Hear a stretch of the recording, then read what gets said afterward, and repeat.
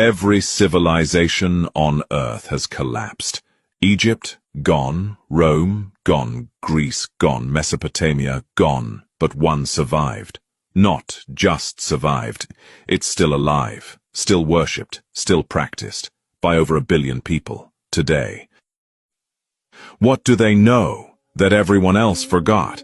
Everyone told you religion is dying. Look around. Secularism is rising. Churches are empty. Ancient faiths are museum exhibits. Scientists say God is dead. Philosophers say meaning is constructed. The modern world has moved on. And yet, over 1 billion people wake up every morning, light a lamp, fold their hands, and whisper prayers that are 5,000 years old. Are they wrong? Are they simply behind? Or did they find something the rest of the world is desperately searching for right now? What Hinduism actually is. Most people think Hinduism is a religion, a set of rules, a list of gods, rituals you follow because your grandfather did. They are wrong. Hinduism is not a religion.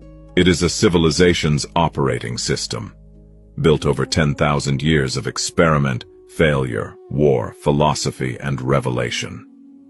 It doesn't tell you what to believe. It gives you a map and says, explore. You can believe in one God, 1,000 gods, no God, and still be Hindu. Name one other tradition on earth that says that. What they solved that we're still trying to figure out. Modern psychology discovered the ego in the 20th century. Hinduism described it, called it ahamkara, 3,000 years ago. Quantum physics is baffled by the nature of consciousness. The Upanishads answered it. Consciousness is not produced by the brain. Consciousness is the universe experiencing itself. Modern therapy tells you to accept impermanence. The Bhagavad Gita gave Arjuna the same teaching on a battlefield 5,000 years ago, and called it liberation. While the West was still figuring out that the earth was round, ancient India had already calculated the speed of light, the age of the universe, and the cyclical nature of time.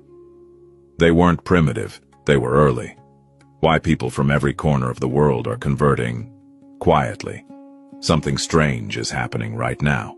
In Silicon Valley, in Berlin, in Sao Paulo, in Tokyo.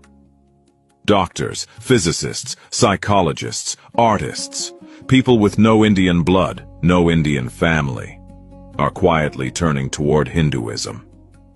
Not because it's exotic, not because of yoga or meditation, though those are part of it, because it is the only tradition that looks at the human being and says, you are not broken, you are not a sinner, you are not limited, you are Brahman, the infinite itself, temporarily wearing a human body. When was the last time a belief system told you you were already divine? Why Hinduism survived when everything else collapsed? Egypt built its civilization around a pharaoh. When the pharaoh fell, Egypt fell. Rome built its civilization around an empire. When the empire fell, Rome fell. But Hinduism was never built around a single prophet, a single book, a single ruler. It was built around a question. Who am I? That question cannot be conquered.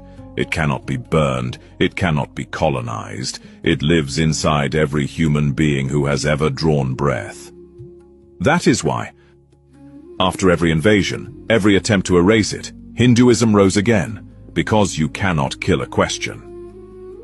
And as long as human beings ask, who am I?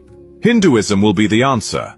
That is why Hinduism. If this opened something in you, subscribe. We go deeper every week. The Rishis left us a map. Let's follow it together.